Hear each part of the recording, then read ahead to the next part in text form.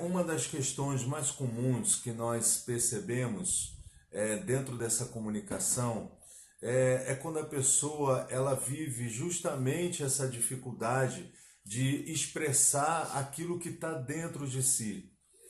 E é um desafio. É um desafio principalmente porque às vezes você vem de um histórico relacional onde as pessoas elas não são verdadeiras, onde as falas não são objetivas, não são claras. Então você acaba aprendendo, por isso que a gente usa muito essa palavra de dinâmica relacional, onde a maioria das pessoas não conseguem expressar aquilo que ela está sentindo, aquilo que ela está vivendo, e ela acaba construindo então um diálogo interno consigo mesma. E ela fica viciada nesse diálogo interno. Ela fica viciada em esconder seus sentimentos porque ela não sabe expressá-los. Muitas vezes esse esconder os sentimentos foi porque quando era criança, tá chorando por quê? Engole esse choro.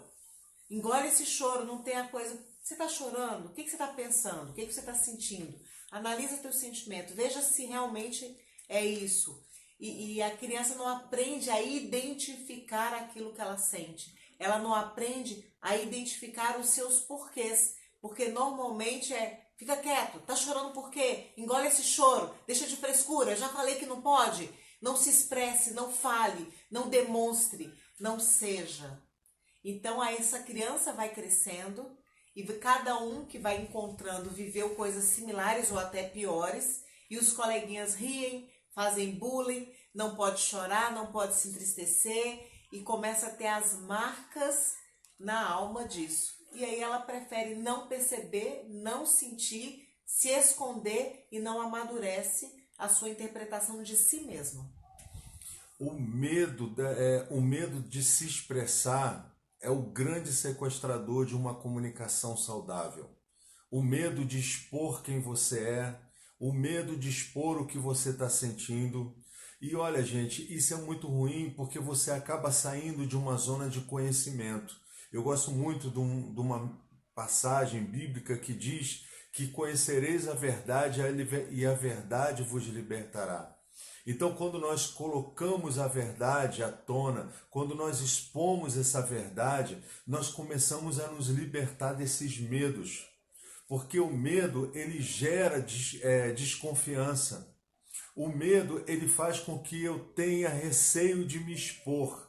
E quando uma relação ela é construída baseada na incapacidade que eu tenho de identificar esses sentimentos, meus sentimentos mais nobres, que são minhas vontades, meus desejos. Alegrias, tristezas. Quando eu tenho dificuldade de expor isso, é como se eu colocasse a minha relação numa base insegura. E eu não fico presente dentro daquela relação. Eu já conheci pessoas que têm uma dificuldade imensa de se colocar presente dentro dos relacionamentos, assumindo responsabilidades e ocupando o lugar que cabe a ela. Porque quando eu me relaciono com o outro, principalmente dentro de um contexto íntimo, eu preciso assumir responsabilidades. E não é com ela, não. Eu assumo responsabilidades da nossa relação. Eu tenho que ser um protagonista, porque se eu me coloco de uma forma covarde nessa relação, eu acabo jogando sempre para o outro a responsabilidade de fazer escolhas, de tomar decisões. E isso não é fácil, gente. Não é fácil para ninguém. Então eu não posso me ausentar disso. Eu não posso achar que ela é mais capaz disso do que eu. Nós temos que nos arriscarmos juntos, porque mesmo que eu ache que ela seja mais poderosa ou que ela ache que eu seja mais poderoso, tem um momento que vai ficar pesado se só eu tomar decisões, se só eu conduzir a relação. É uma relação de uma pessoa só.